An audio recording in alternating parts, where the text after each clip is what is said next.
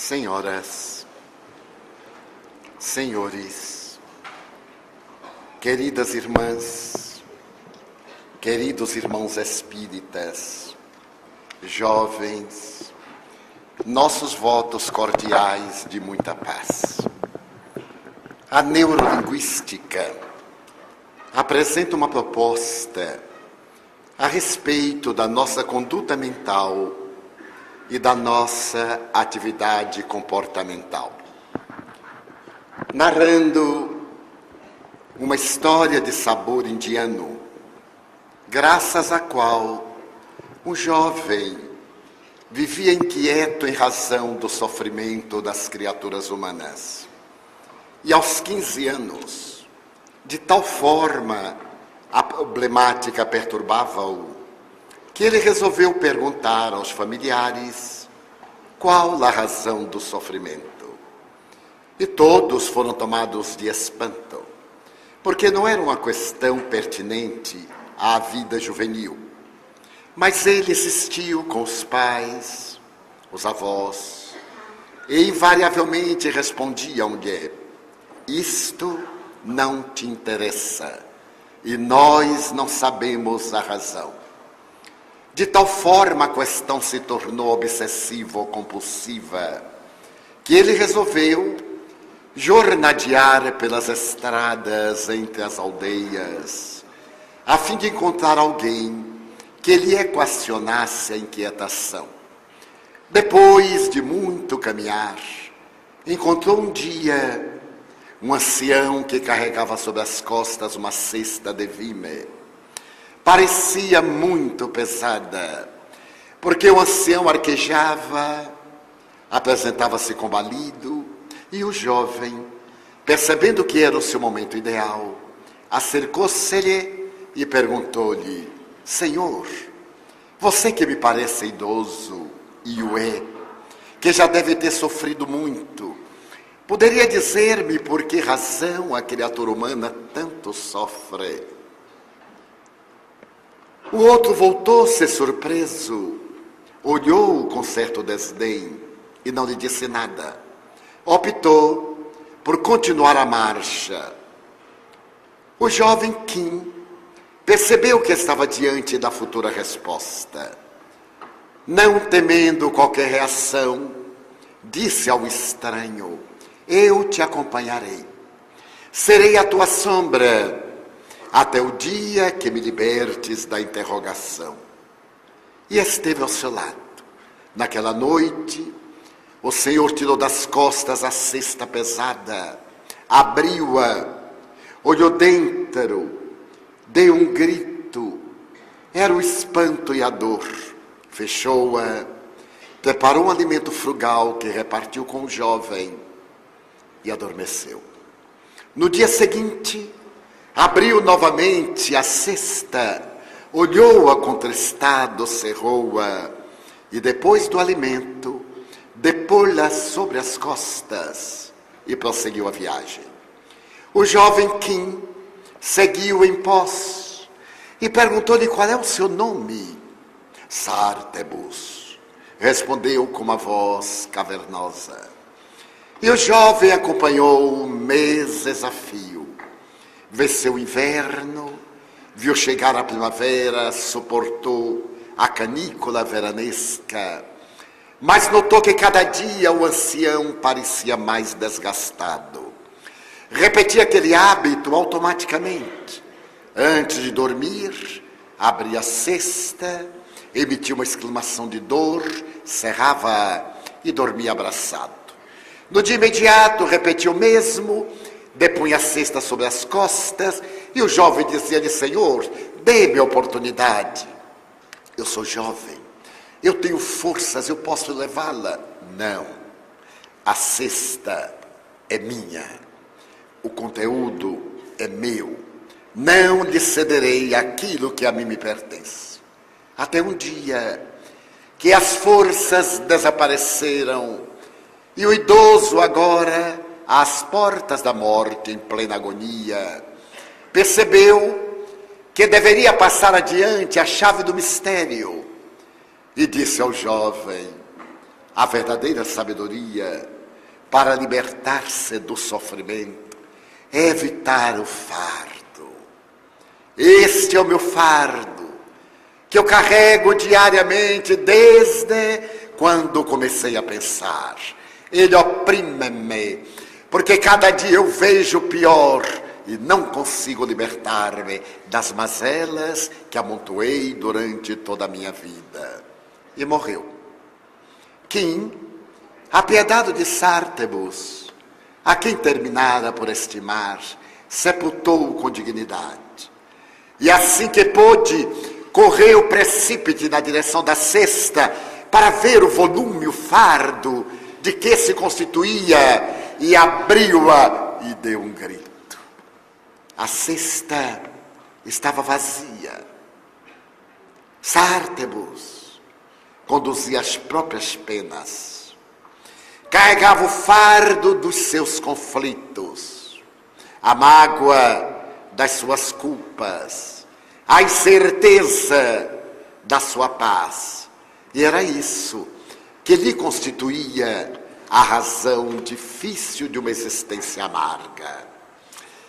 Os modernos neurolinguistas asseveram que a nossa vida pode ser saudável ou pode ser atormentada, de acordo com a maneira como nós escrevemos o próprio destino. Se resolvemos por carregar o fadário das aflições, ei-lo pesando demasiadamente, e não repartimos com ninguém, mas se optarmos por liberar-nos de cada situação e fazermos que se dilua ante o sol da realidade, estaremos sempre livres e saudáveis, não obstante algumas injunções peculiares do desgaste orgânico, das aflições emocionais e até mesmo de algum distúrbio de natureza psíquica, que poderemos sobrepor o sentimento de amor, de bondade e avançar até o momento da libertação. A moderna psicologia estabelece, conforme a doutrina espírita o diz, que é necessário cultivarmos o bem-estar, mesmo nas situações mais penosas. Quanto mais nos queixarmos da vida, mais amarga se nos apresenta. E quanto mais considerarmos natural qualquer ocorrência agradável ou perturbadora, mais facilmente dela nos libertaremos. Desse modo, iniciemos as questões em torno do tema. Atualmente, percebemos muitas pessoas com uma inquietude muito grande e pessimismo, o que os leva a um estado de muita ansiedade. Qual a melhor terapia que o Espiritismo e a psicologia propõem? A ansiedade é a decorrência inevitável da vida que nos permitimos experienciar. Somos indivíduos que sempre estamos no lugar em que não nos encontramos. Se aqui estamos, há uma certa ansiedade mórbida para que logo acabe a solenidade, a fim de irmos na direção do vazio. Porquanto, ao chegarmos em casa ou no próximo projeto, essa mesma ansiedade, que é filha da insatisfação, estará em nós. Graças a isso, o Dr. Volumei escreve que um dos grandes gigantes do comportamento humano é esse vazio existencial. E Joana de Ângeles, na sua obra O Homem Integral, assevera que a ansiedade é um dos gigantes da alma, que corrói o indivíduo como decorrência da sua insatisfação. Terapêutica. Somente me acontece aquilo que é de melhor para o meu progresso. Farei o que esteja ao alcance das minhas possibilidades. Não irei resolver o problema do mundo. Concentrar-me-ei em resolver os meus próprios problemas. Na hora em que eu ascenda, o mundo eleva-se comigo. Na hora em que eu tombe, a sociedade comigo cai. fazer um trabalho neurolinguístico de autorrenovação. Aquele que conhece a doutrina espírita realmente, não aquele que a viu passar, dispõe de material terapêutico para libertar-se do vazio existencial, preenchendo esse espaço da falta de sentido da vida com o objetivo do bem. Afeiçoe-se a uma ação dignificante, mesmo que não seja acompanhada pela emoção. É natural que no início de uma atividade nós tenhamos que lutar contra o nosso hábito da indiferença ante os problemas do mundo e que o realizemos mais por dever do que por prazer. À medida em que vamos executando o trabalho, a satisfação de vê-lo crescer naturalmente torna-se-nos uma emulação para seguirmos adiante. Aquele que encontrou Jesus, diz ainda Joana de Ângeles, nunca mais é o mesmo. Mas aquele que o viu passar deslumbrou-se e logo se olvidou diante de uma outra perspectiva. A terapia psicológica para o vazio existencial é a viagem interior na busca de sentido. A terapêutica espírita é o encontro das finalidades para as quais encontramos-nos na Terra no processo da reencarnação. E como complemento, evite a autocompaixão. Desperte a autoestima e diga-se: eu tudo posso, se em Jesus eu depositar a minha crença. Porque todo aquele que nele crê, mesmo morrendo, viverá. Dentro do seu conhecimento em contato com espíritos suicidas, qual o conselho que você pode dar a uma trabalhadora de casa espírita que passa por depressão e vem lutando contra ideias suicidas insistentes? Que não deixe de fazer a sua terapêutica psiquiátrica. Como disse ontem, a indução ao suicídio num depressivo tem duas gêneses. Uma pessoal, a necessidade de libertar-se da situação mortificadora.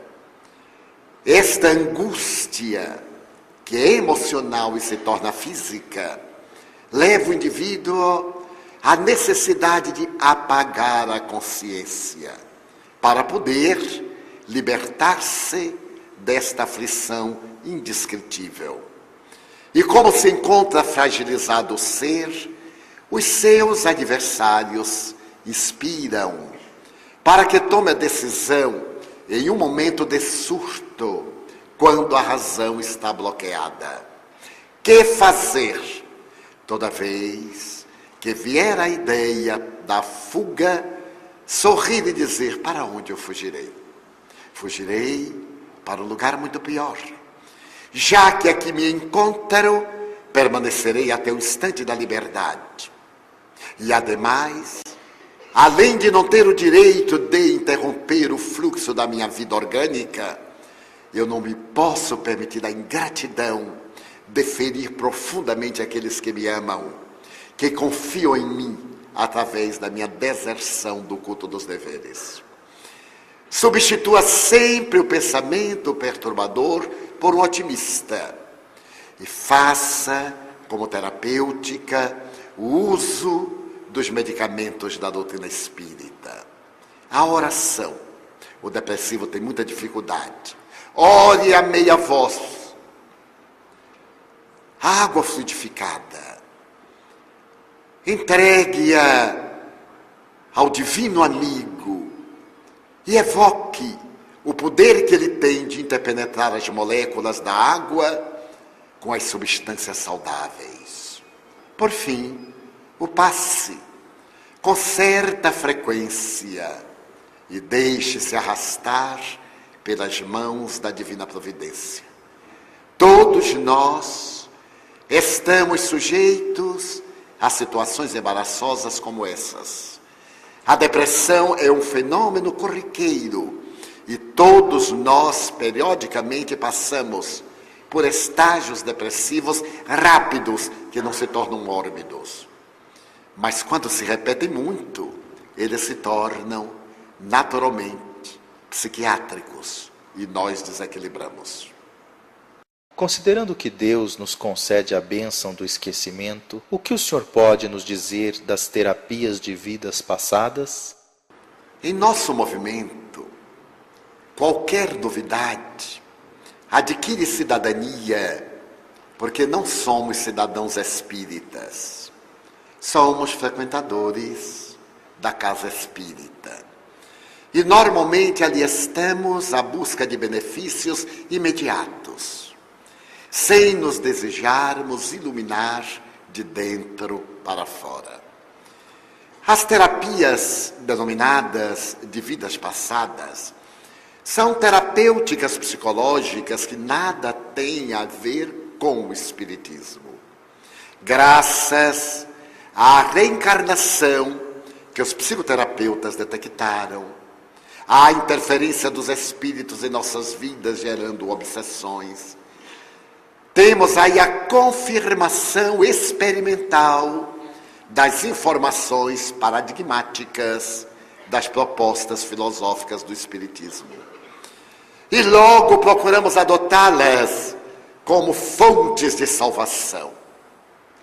Quando o véu do esquecimento desce sobre nós, ele não tem por meta apagar as lembranças, mas torná-las muito tênues, porque não suportaríamos a soma de evocações de várias existências que terminariam por perturbar o nosso equilíbrio homeostásico, psicofísico, levando-nos a um transtorno delirante.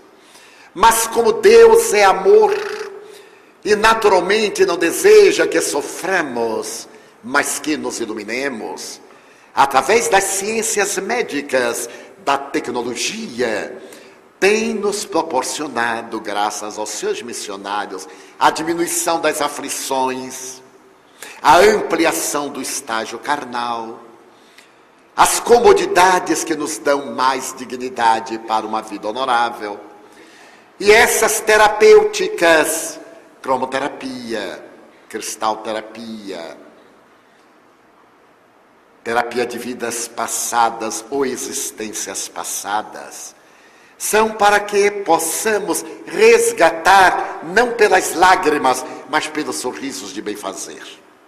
Mas merece considerar que a terapia de vidas passadas não nos faz recordar existências transatas. Na experiência regressiva, nós somos levados ao momento desencadeador do trauma cujo conflito hoje nós experienciamos. Quando o bom terapeuta sabe conduzir-nos àquele fator que hoje se apresenta como culpa, como castração, como conflito, a nossa evocação é daquele momento e não das pessoas em volta. O esquecimento das nossas existências passadas tem o grande benefício de apagar a grande tragédia do cotidiano e também de podermos respeitar aqueles com os quais convivemos. Porquanto, se nos recordássemos da nossa existência pessoal, recordar-nos-íamos também daqueles que viveram conosco. E evocaríamos as suas feridas morais, mentais, espirituais, humilhando-os. Seria muito mais difícil do perdão.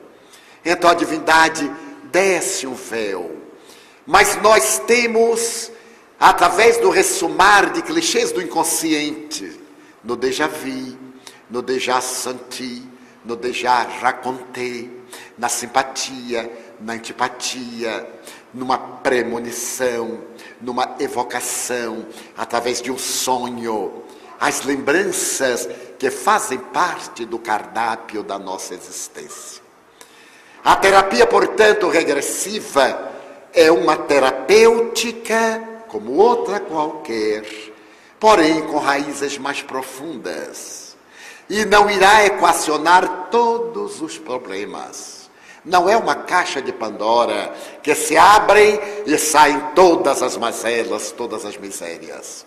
É um processo que resulta normalmente bem, mas nem sempre bem, por causa da lei de causa e efeito.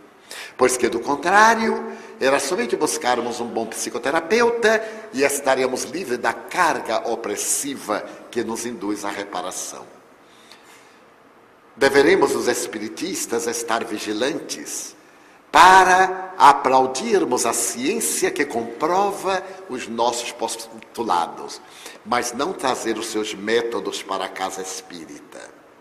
A casa espírita tem um programa: espiritizar os seus frequentadores, fazê-los mergulhar profundamente nos ensinamentos dessa doutrina muito complexa, de aparência simples, muito profunda e aparentemente fácil. Não se pode compulsar uma obra espírita. Assevera o codificador, no capítulo 1 do Livro dos Médiuns, a espíritos, com a mesma celeridade com que folheamos um jornal, uma revista ou uma história muito leve. Exige reflexão, cuidado mental e incorporação do seu conteúdo à nossa vida. E no capítulo 3 do Método, Kardec estabelece a melhor maneira de nos deixarmos impregnar pelo conhecimento espírita. Então, a terapia de vidas passadas não nos faz recordar de existências como verdadeiros romances. E como se pode depreender, há muitos pontos vulneráveis. Vivemos hoje cercado de imagens, a televisão, a internet, todas as imagens virtuais. E o nosso inconsciente capta-as e naturalmente arquiva-as. No estado alterado de consciência, são liberadas muitas dessas imagens que aparentemente podem apresentar-se como experiências que nós já vivemos. Filmes que assistimos e que nos geraram um grande conflito ou que nos criaram uma situação de expectativa, permanecem arquivados. E num desses momentos, como no momento do sonho, aqueles clichês ressumam. Eis porque o ideal na terapia de vidas passadas é que o psicoterapeuta seja espiritista, que ele tenha experiência não somente dos conteúdos do inconsciente individual, do inconsciente coletivo de Jung, mas também da doutrina espírita com a sua realidade da reencarnação. Mas que fique claro que na terapia de vidas passadas não há uma lembrança lúcida e total da encarnação anterior ou remota do paciente que agora está sendo beneficiado pelas evocações. De que forma poderei contribuir terapeuticamente com os meus pacientes que me procuram no consultório de psicanálise, tendo como crença religiosa o espiritismo? Primeiro, demitizando a mística, a superstição, que invariavelmente alguns de nós espiritistas colocamos em nosso comportamento. Invariavelmente, quando damos um espirro muito forte, já achamos que é um obsessor. Quando temos uma unha encravada, é o karma. Deveremos procurar esclarecer com naturalidade e dizer com lealdade: eu aqui estou na função de psicanalista. Como tenho a visão da imortalidade da alma, eu procurarei sincronizar a proposta de Freud, de Adler ou de Erich Fromm, quem seja, na visão espírita. Mas o nosso trabalho deve partir de uma busca da concepção até agora, para encontrarmos os fatores desencadeantes do trauma nesta existência. É claro que nem todo trauma e conflito tem a sua psicogênese em atitude que nós vivenciamos no passado. Talvez aquela atitude tenha gerado as circunstâncias de nascermos numa família arbitrária, agressiva, negligente, de sermos filhos de uma mãe superprotetora ou de uma mãe indiferente, de um pai que esteja distante dos seus deveres, de uma família conturbada. O passado pode gerar essa situação necessária, mas o conflito vem desta família difícil, deste lar arbitrário, do choque da mulher quando se deu conta que estava grávida e rejeitou a gestação, da mulher que desejava um filho masculino e teve um filho feminino, ou vice-versa, de estados fóbicos, das técnicas de educação caótica. Vá deitar, senão o bicho-papão vem pegar você daqui a pouco. Eu vou apagar a luz, mas não se mexa para que um fantasma não entre aqui.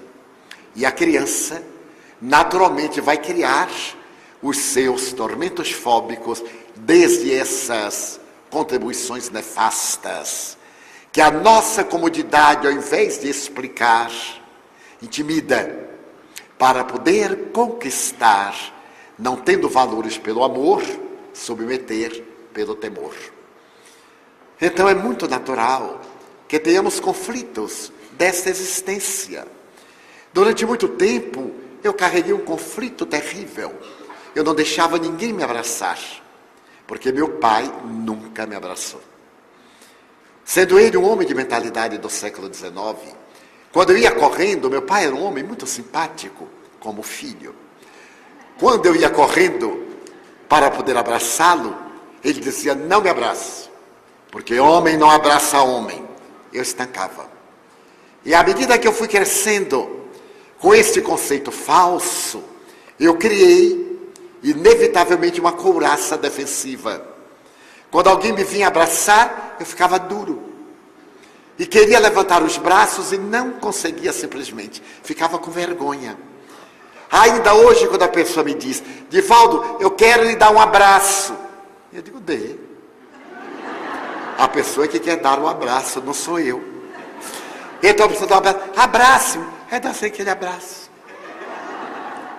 Por causa daquele trauma desta vida. É claro que eu também sei abraçar, não se enganem não. Sei abraçar. Tanto eu como o anjo de Niterói sabemos abraçar muito bem. Então nós temos conflitos desta existência. Nós temos conflitos da área da libido, inseguranças, conceitos falsos que se nos incutiram no comportamento, principalmente os rapazes, que trazem aquela herança do machismo, e nada obstante são de temperamento dócil, de alma gentil, e se sentem confliteados, inseguros a respeito da sua sexualidade. A menina que chega o momento do fluxo catamênico e é dominada pelo terror, porque ninguém nunca lhe falou desse sangramento. Então ela tem conflitos. E todos esses conflitos recalcados podem gerar transtornos de comportamento, que o psicanalista irá equacionar utilizando-se das terapêuticas psicanalísticas. Com a visão espírita, ele sabe que são efeitos de causas anteriores e que poderão ser trabalhadas agora através do amor. Mas sempre colocar consciente o enfermo que o busca de que aquele consultório não é uma sala de sessão espírita, é um consultório de terapêutica desta ou daquela natureza. Quais poderiam ser as causas dos sentimentos de onipotência e prepotência do indivíduo?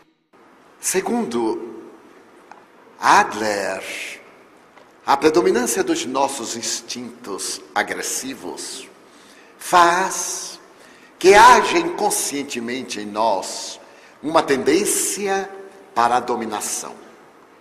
Nós somos herdeiros de 400 anos dessa dominação escravagista, do colonialismo, do poder arbitrário de ditadores insensatos e cruéis. E transferimos para o nosso ser individual esse poder da força. E naturalmente, em todo e qualquer relacionamento, nós procuramos predominar sobre o outro. Na área do amor, isso é muito comum. Daí nós dizemos, esta é a pessoa que amo. Em realidade não dizemos assim.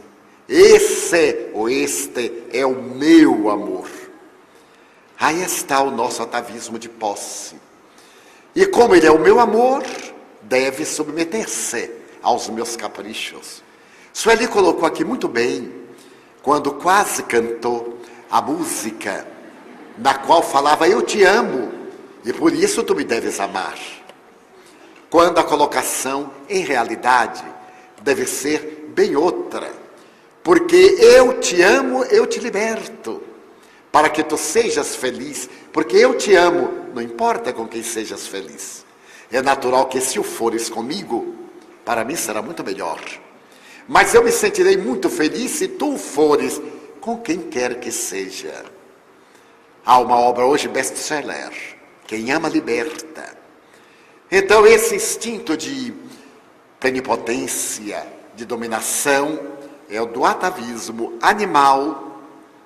Quando o macho no rebanho, depois de delimitar o seu território, impõe-se ao antigo mandatário e expulsa-o.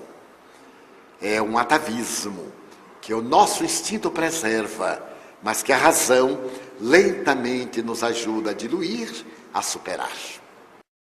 É possível manter o comportamento do padrão moral elevado quando o psiquismo sexual não condiz com a anatomia corporal e a sublimação do desejo corporal? Não traria o desequilíbrio emocional também?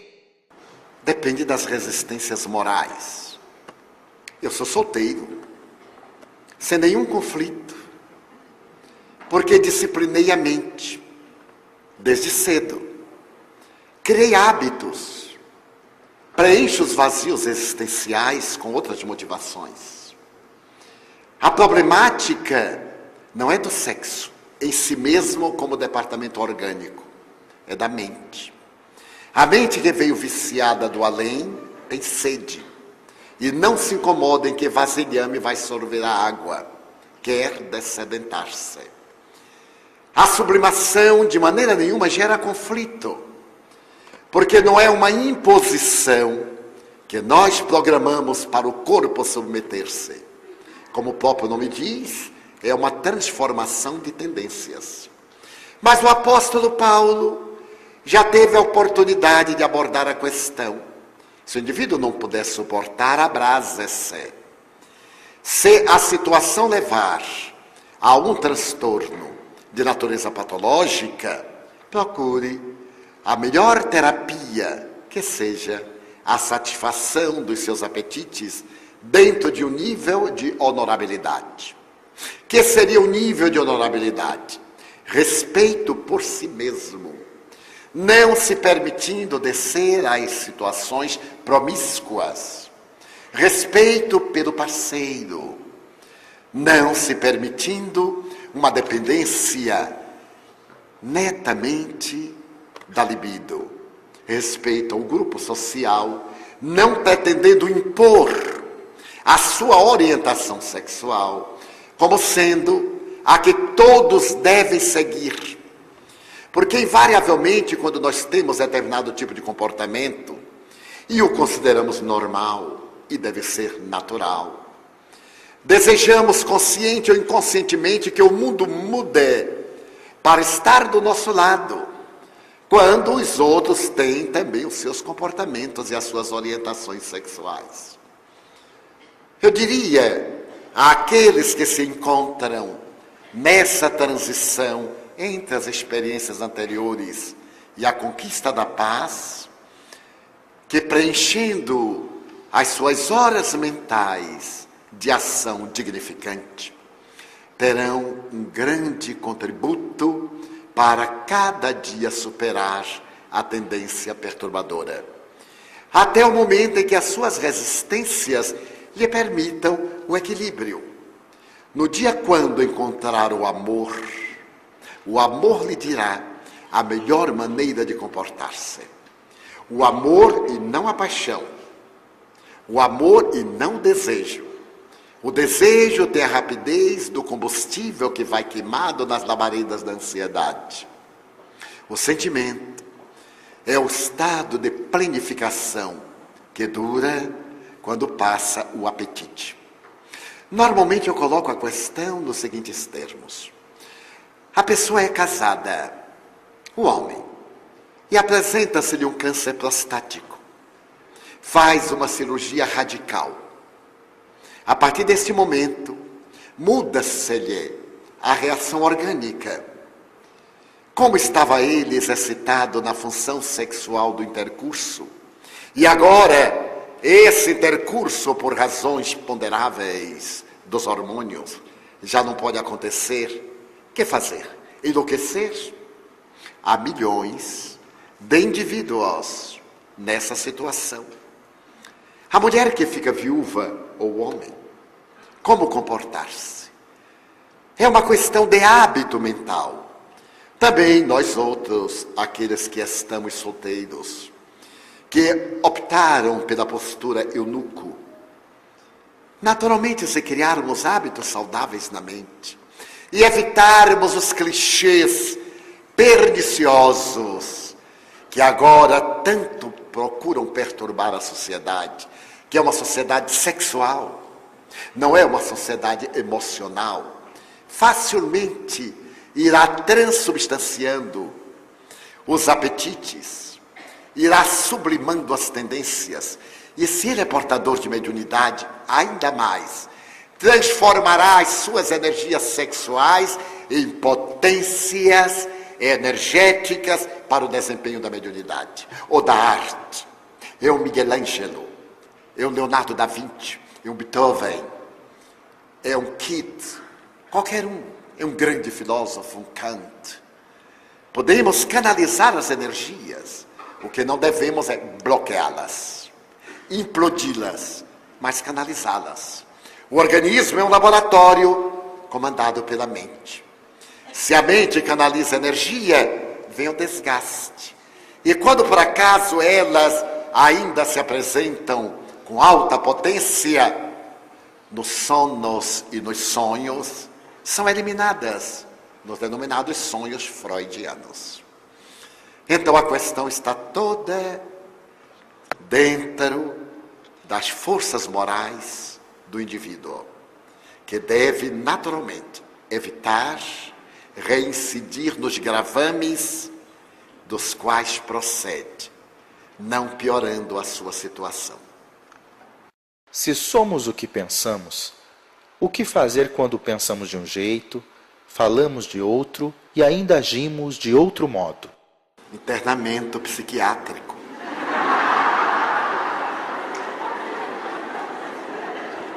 Porque aí já é uma tripla personalidade. Pensa uma coisa, diz outra e faz uma terceira. Como é que consegue tanta coisa numa cabeça só? Nós temos o pieguismo, é que a carne é fraca. E o insigne mestre de Lyon já disse que a carne é dependência do espírito. Fraco é o espírito. Buda, quase 800 anos antes de Jesus, ao fazer uma análise dos 4 motivos que nos levam ao sofrimento, estabelece um paradigma muito curioso para a conduta do seu discípulo. Pensar retamente, falar retamente, agir retamente, para ter uma consciência reta. Se nós pensamos de uma forma perniciosa, procuremos evitá-lo, porque é um vício mental. Porque às vezes pensamos de uma forma negativa, agimos de outra e enunciamos nossos sentimentos em uma terceira proposta.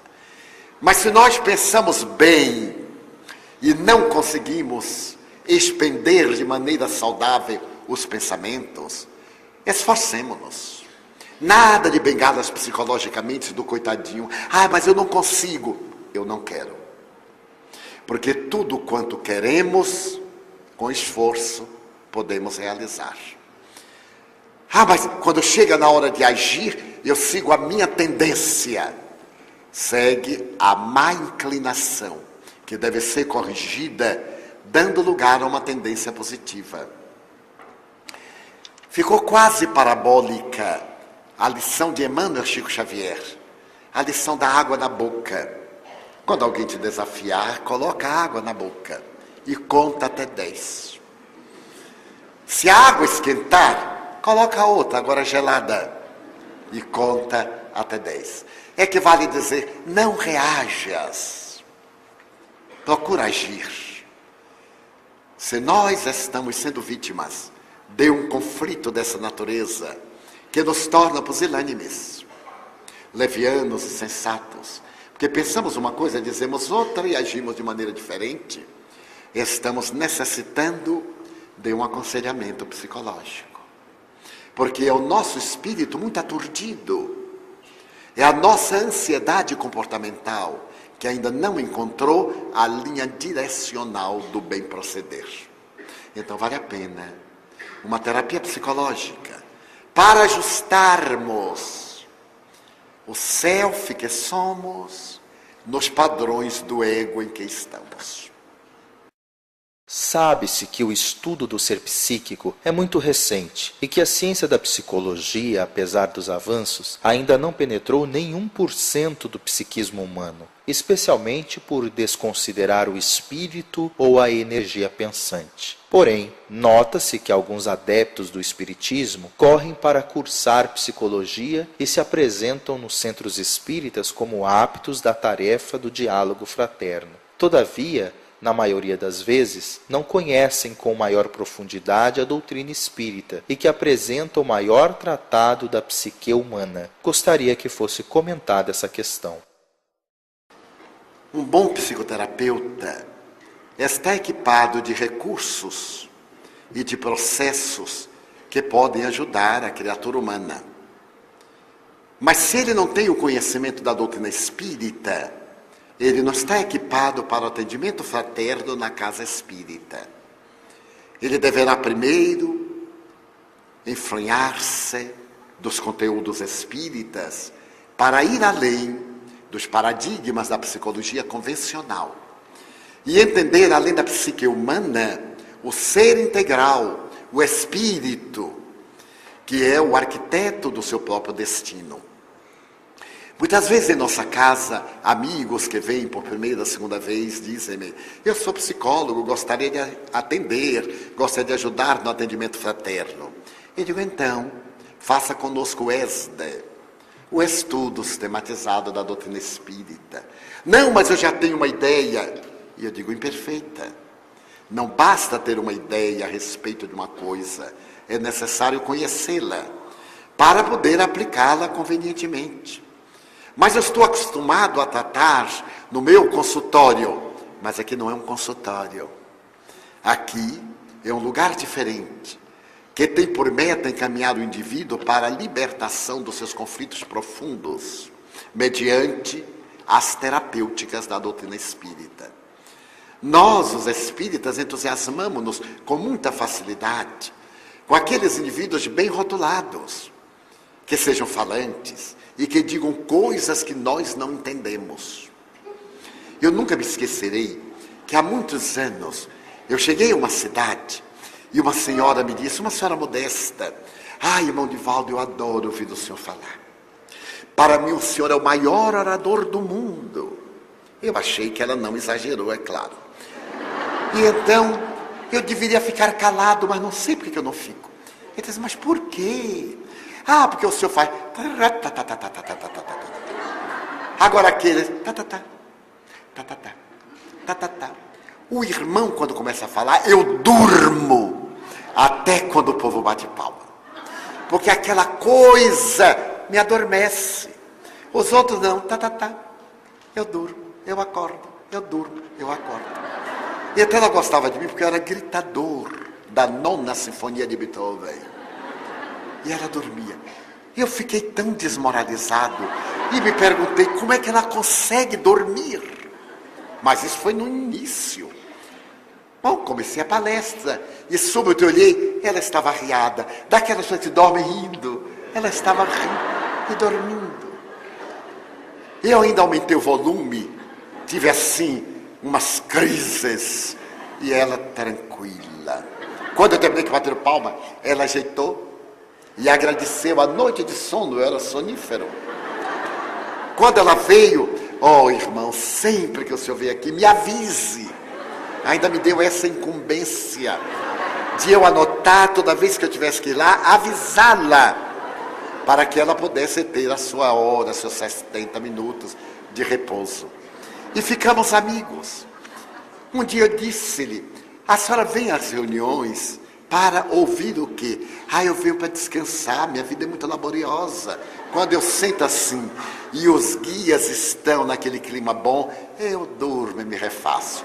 Ele disse, mas agora os guias mandaram dizer à senhora que está na hora de ficar acordada, porque está perto de morrer e vai dormir muito lá, então tem que saber como é que se conduz. Ela disse, é verdade? Eu digo, sim, a senhora hoje vai me ouvir de pé, porque eu falo de pé e a senhora vai me ouvir de pé. E ela ficou de pé, só que encostou na parede. E foi a tragédia. Desta forma, ela gostava de mim porque era retumbante. E uma outra me disse também, eu gosto muito do que o irmão fala. Eu não entendo nada, mas eu sei que é coisa boa. Eu aprendi uma lição com Chico Xavier, que já contei algures. Estávamos na fila e uma senhora chegou-se até ele e disse-lhe, Chico, eu pretendo divorciar-me, mas tenho um conflito, ajude-me. Eu sou casada com um dipsomaníaco. Este homem bebe há 25 anos. Há 25 anos que eu sou dedicada, que eu o perdoo, que eu o suporto. O Evangelho diz que deveremos perdoar 70 vezes 7 vezes. 490, portanto. Eu estive fazendo um cálculo, já o perdoei mais de 6.000 vezes. Então eu estou liberada. Eu não aguento mais, meus nervos estão à flor da pele. Ou eu o abandono, ou eu morro de angústia. Chico tomou uma postura de compaixão. E quando ele ia falar, ele se deteve e disse, minha filha, espere um pouquinho mais. Só um pouquinho. E depois você tomará a decisão. Mas Chico, eu já o perdoei mais de 490 vezes. Chico disse, pois é. Emmanuel está dizendo-me que essa proposta do Evangelho, perdoar 70 vezes 7 vezes, cada erro. Ela disse, então não acaba nunca. E ele anuiu, não acaba nunca. A mulher se foi. Quando eu retornei a Uberaba, meses depois, eu lembrei-me dela. E disse, então, Chico, aquela senhora do divórcio com alcoólatra. Ele disse, Divaldo, uns 2, 3 meses depois, ela apareceu-me de luto. No tempo em que o negro, o preto da roupa indicava luto. E eu perguntei, minha filha, por que está de luto? Dele, Chico. Coitado, ele era assim, mas era tão bom. Que saudade, Chico. Será que você vai receber uma mensagem? Eu desejava saber como é que ele está lá, Chico. Chico disse assim, bêbado, minha filha. Porque depois de 25 anos, ele teria que estar, naturalmente, intoxicado. Então, nós podemos mudar a nossa planificação, porque ela não é determinista, não tem que ser. Ela é determinativa, por enquanto ela pode ser assim.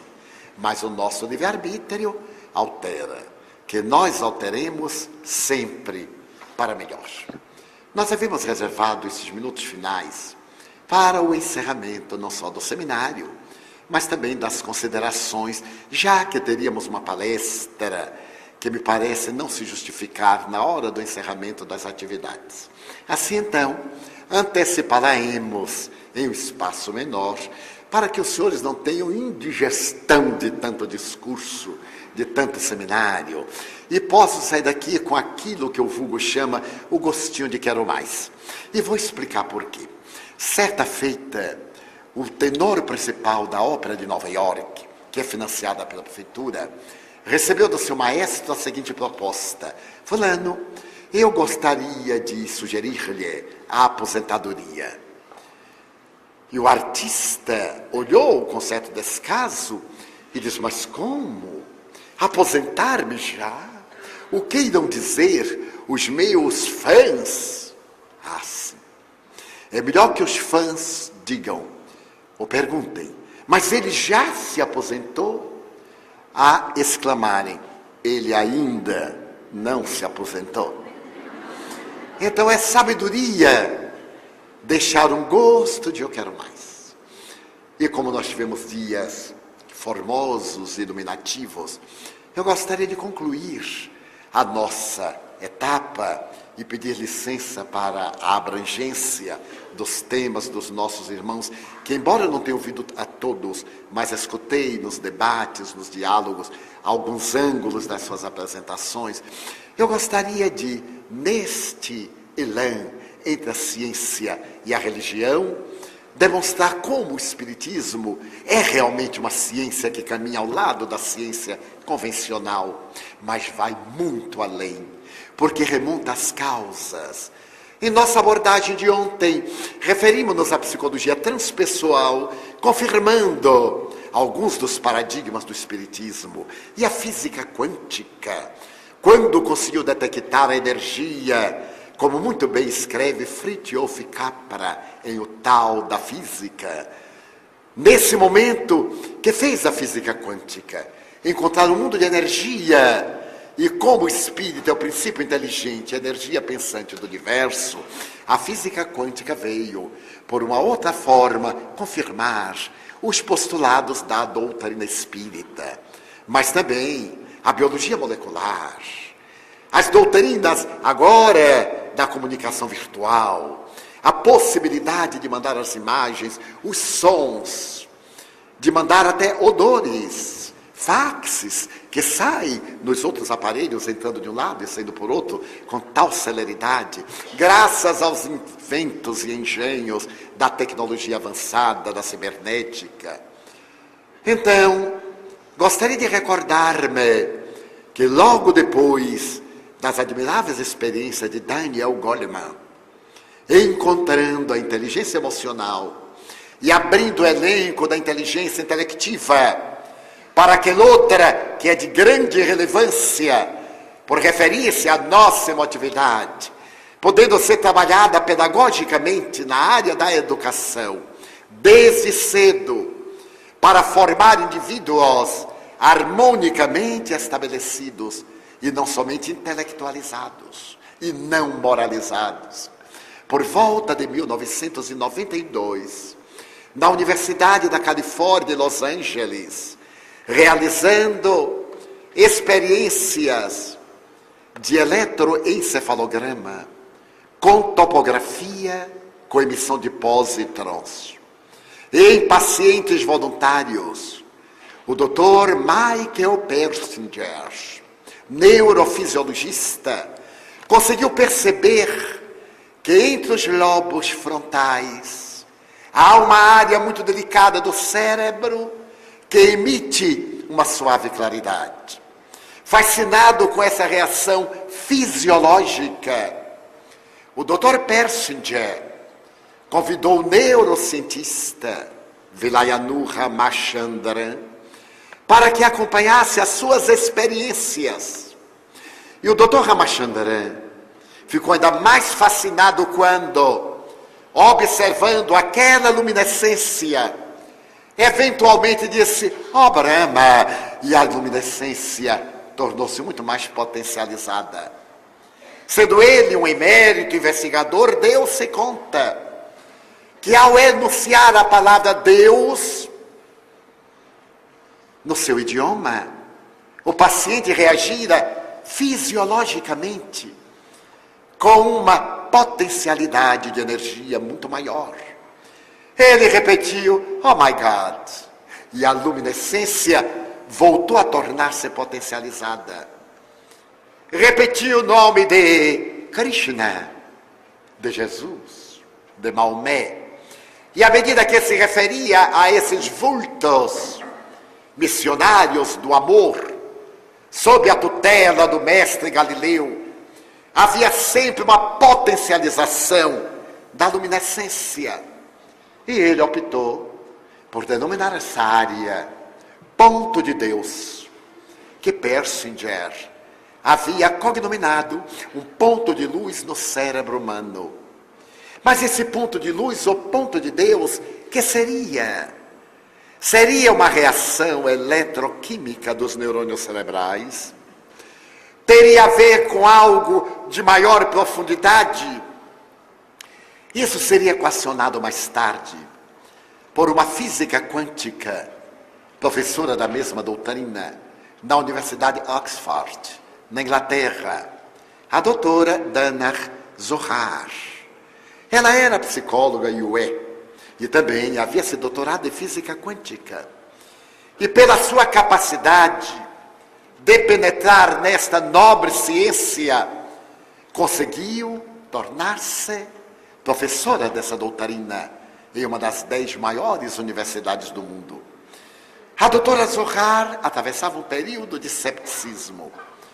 Ela provinha da cidade de Boston, em Massachusetts, de uma família fundamentalista, profundamente intolerante, do chamado Bible Belt, do cinturão bíblico dos Estados Unidos, que ainda rejeita o criacionismo, o transformismo, melhor dizendo, que ainda rejeita a doutrina de Charles Darwin, a doutrina de Jean-Baptiste Lamarck, fiel ao criacionismo ancestral, deixando à margem o evolucionismo. A doutora Dana Zohar estava num período de profunda depressão, porque ela era filha de uma professora inglesa que ensinara em Boston, casada com um polonês que era alcoólatra. A sua mãe era portadora de uma depressão profunda e depois de um divórcio litigioso em que conseguiu libertar-se da figura perturbadora de um marido alcoólico, ela terminou por suicidar-se, deixando a filha com 12 anos de idade. E isso para a menina foi um teste de resistências e um grito de revolta. Que Deus é este? Porque ele fez isto comigo? Eu sou cristã, sou teísta, amo. Que culpa eu tenho de meu pai ser um alcoólatra e de minha mãe ser uma depressiva e matar-se, deixando-me na orfandade quase sem parentes? Para poder solucionar este conflito, foi estudar psicologia. E porque não se adaptou, foi fazer física quântica. Tornou-se indiferente à religião, rebelde contra o Deus antropomórfico. E agora, depois de haver publicado um livro que se tornou best-seller, O Homem Quântico, ela atravessava um período de grande desalinho mental e emocional. Fora passar umas férias no Nepal com a família. E aquela vida budista, monótona, primitiva, no Nepal, fez que ela mergulhasse nas sombras das reminiscências amargas. Ao retornar a Oxford, passou a ter insônia, uma das síndromes ou dos sintomas da depressão. Ter o sono entrecortado de angústia. E para poder não perturbar o marido, vinha para a sala para escutar música de Berta Bartók. E naturalmente para também usar o álcool. E justificava, meu pai era um alcoólatra, então eu devo ter essa tendência à alcoolofilia.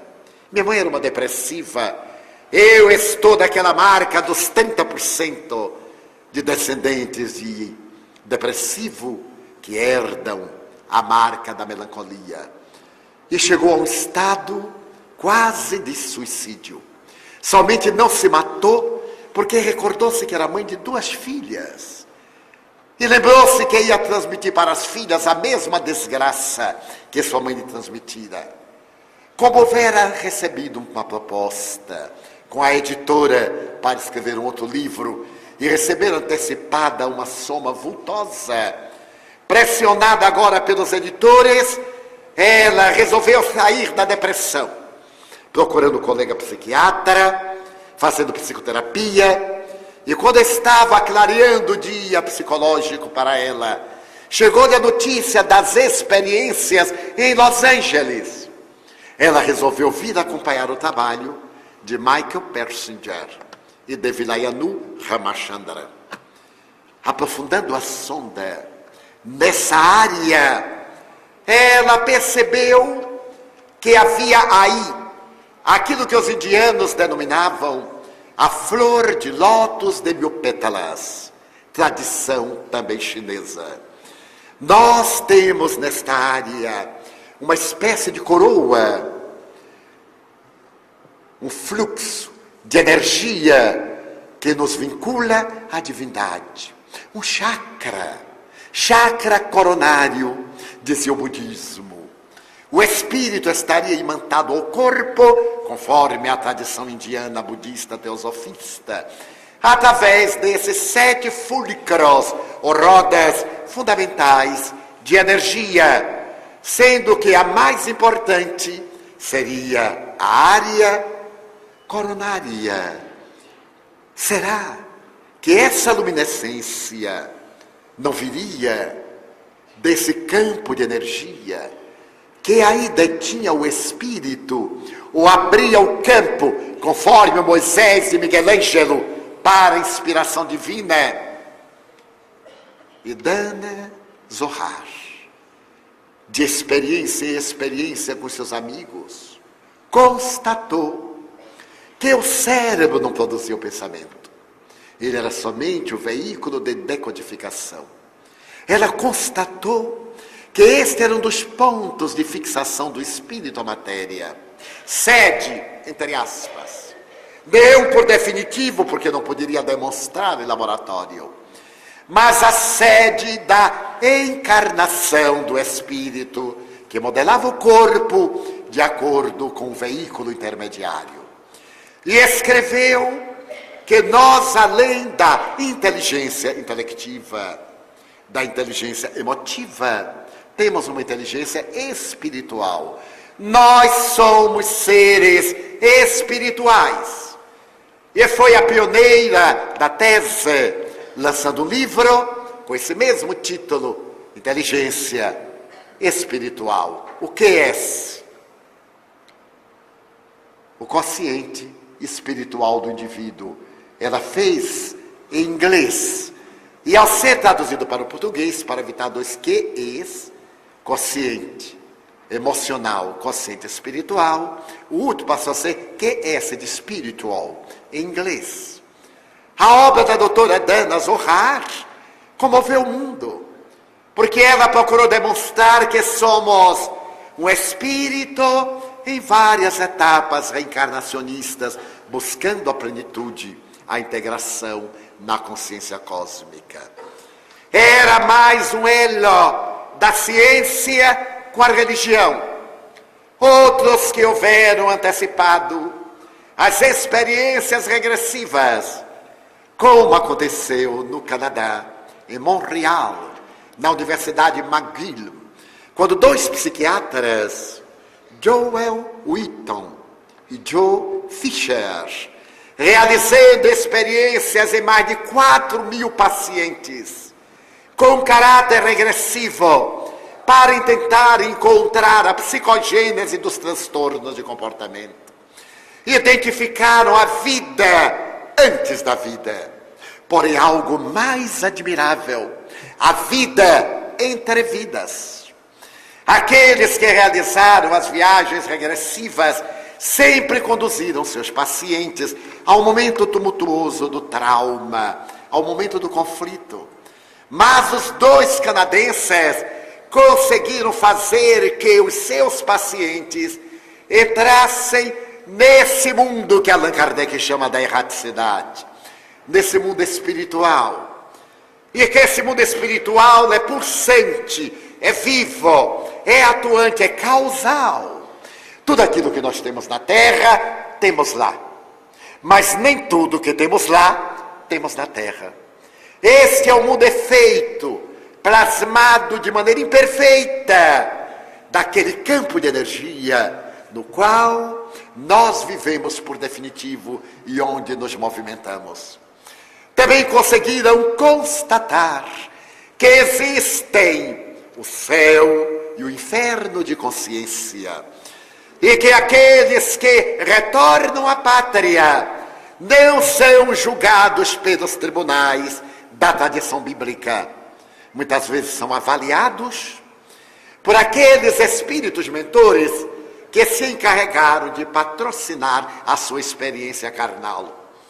São submetidos a novas propostas quando se lhes desenham as existências futuras, nas quais irão mergulhar sob a tutela da sua proteção. Estamos lendo uma página espírita, porém escrita por 2 psiquiatras anteriormente materialistas, mecanicistas. Eles puderam confirmar, utilizando-se da estatística e da lei das probabilidades, que somente a imortalidade da alma pode explicar a realidade do ser consciente, desse processo antropo-sociopsicológico que nos colocou nesta situação que não é a última, porque é uma etapa intermediária na busca do ser cósmico. Saímos do instinto para a razão, mas estamos viajando para uma concepção holística do universo, para a intuição.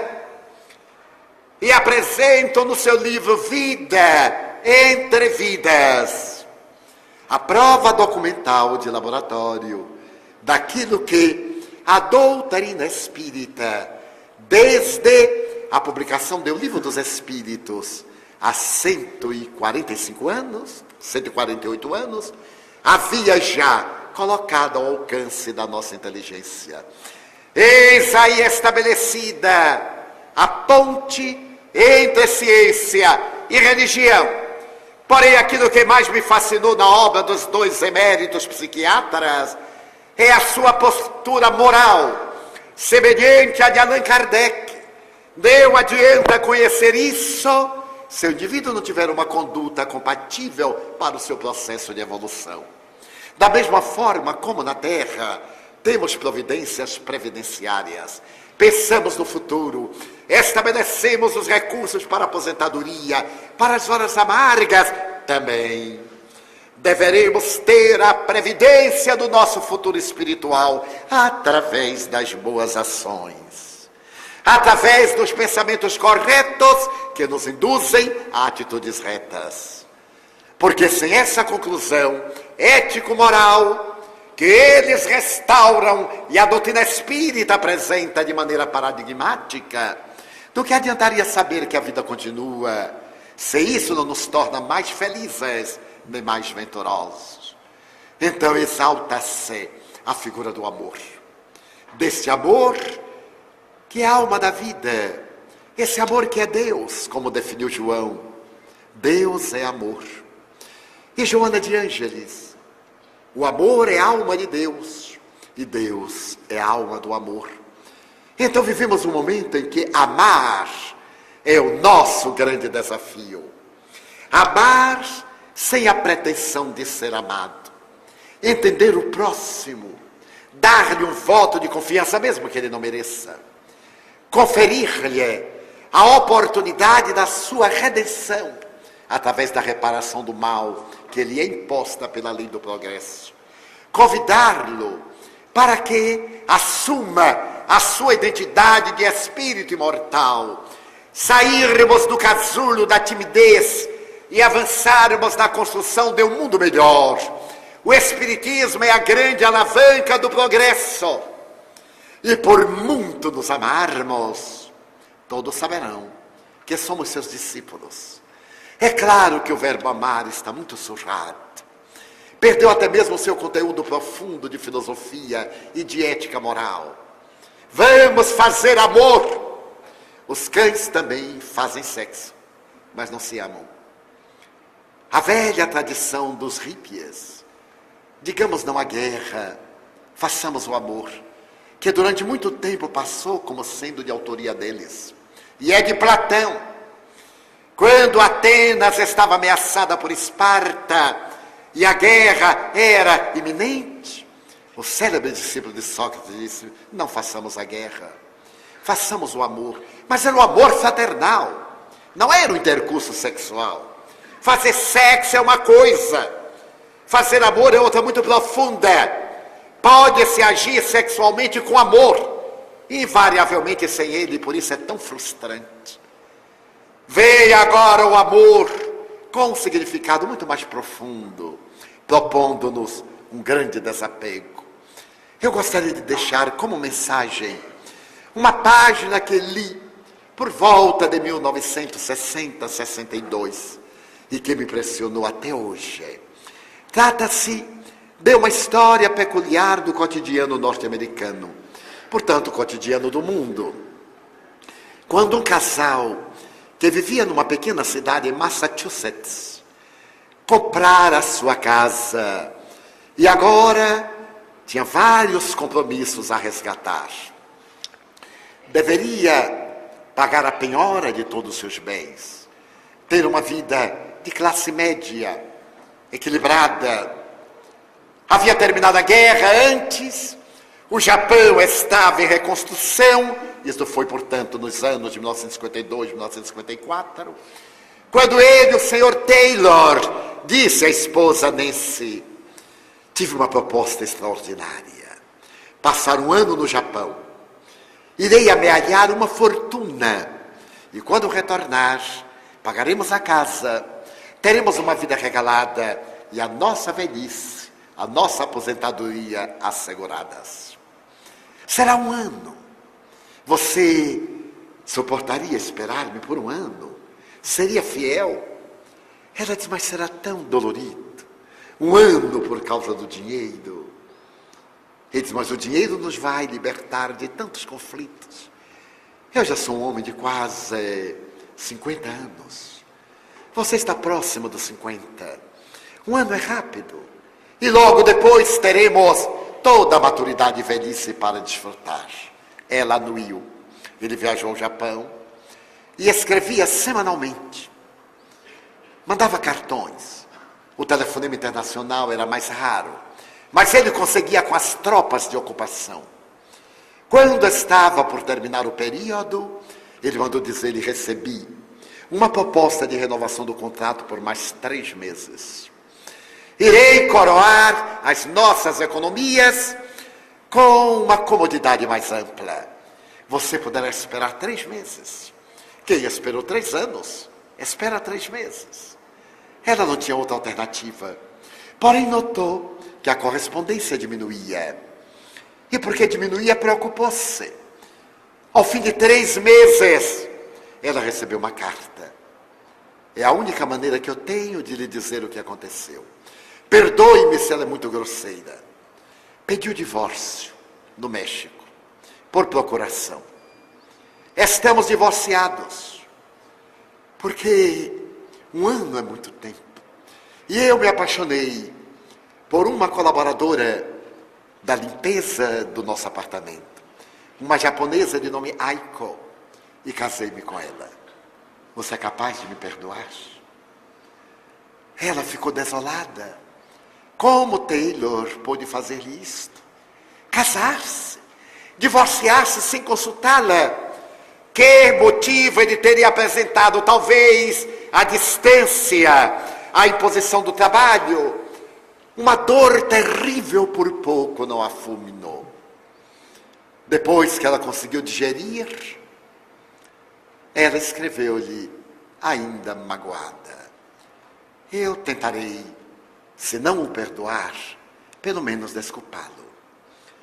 Ele mandou dizer-lhe que Aiko estava esperando um filho. Havia sido o sonho da sua vida, que ele não pudera concretizar com ela.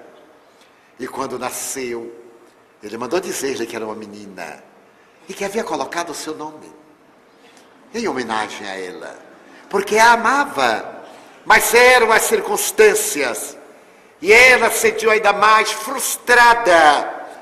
De alguma forma ela era culpada porque não lhe houvera dado um filho. Ela desejou felicidades à menina. Ela até mandou um presente para a criança. Ele mandou dizer-lhe depois que Aiko estava esperando um segundo filho. E ela começou a achar que Aiko era muito feliz. E sentiu uma certa simpatia com um pouco de ressentimento em relação a Aiko. Quando a menina nasceu, ele mandou dizer-lhe que colocou o nome de Anne em homenagem à sua própria genitora. Ela mandou um presente para Anne. Um mês depois, recebeu uma carta. Estou emagrecendo muito e estou sendo objeto de um diagnóstico sombrio. Câncer de pulmão. A minha sobrevida é de no máximo 2 meses. Ela escreveu-lhe perguntando se poderia ser útil de alguma forma. Até falou-lhe se não seria resultado de algum conflito. Ele escreveu-lhe dizendo que a amava e que lhe pedia perdão se por acaso a houvera magoado. A correspondência desapareceu. E um dia ela recebeu uma carta no inglês de péssima qualidade. Estou mandando-lhe a fotografia do meu marido, que morreu, do seu ex-marido. Perdoe-nos, senhora, se lhe fizemos algum mal. Eu não sabia que ele era casado. E não fiz propositalmente. Estou passando por muitas dificuldades. Em realidade, o dinheiro que ele ganhava, ele gastava. E estamos com muitos problemas. Então ela perguntou se poderia ser útil. Mandou-lhe um cheque a Aiko. Aiko mandou-lhe a fotografia das 2 crianças. Ela escreveu àquela que considerou rival por algum tempo. Aiko falava que as meninas estavam matriculadas numa escola de inglês, mas de má qualidade. Ela teve uma ideia: trazer Aiko e as crianças para os Estados Unidos. Viúva de um cidadão americano, ela facilmente lograria a cidadania. Mas não era fácil naquele período. Havia uma cota para o serviço de imigração. Ela levou o caso ao jornal da sua cidadezinha.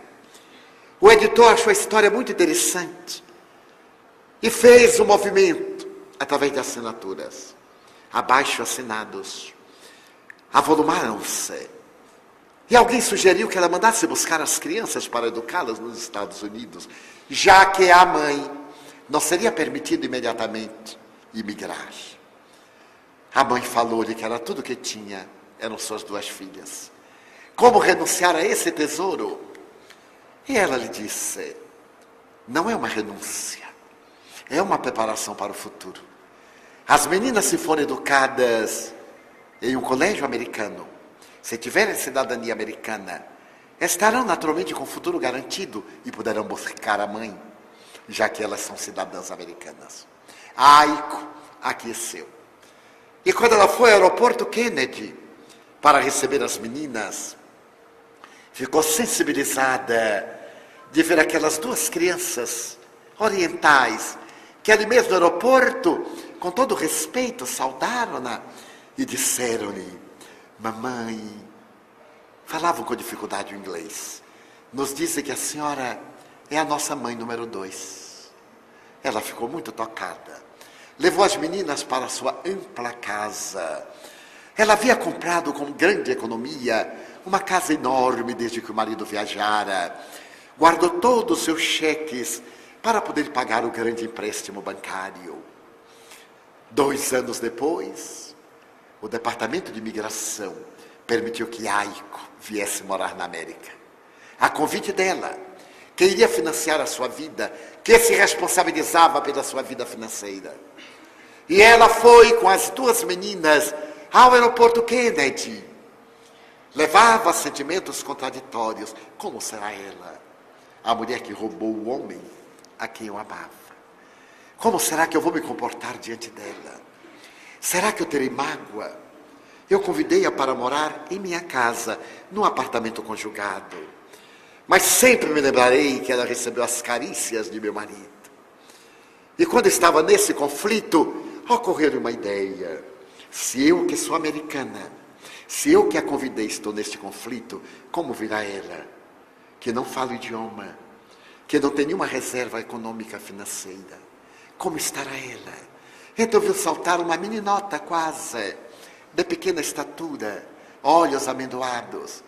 Ela gritou, Aiko! A jovenzinha correu. E ela reflexionou, mas ele me trocou por uma coisa desta. Como é possível? Como os homens são enigmáticos. Mas abraçou-a.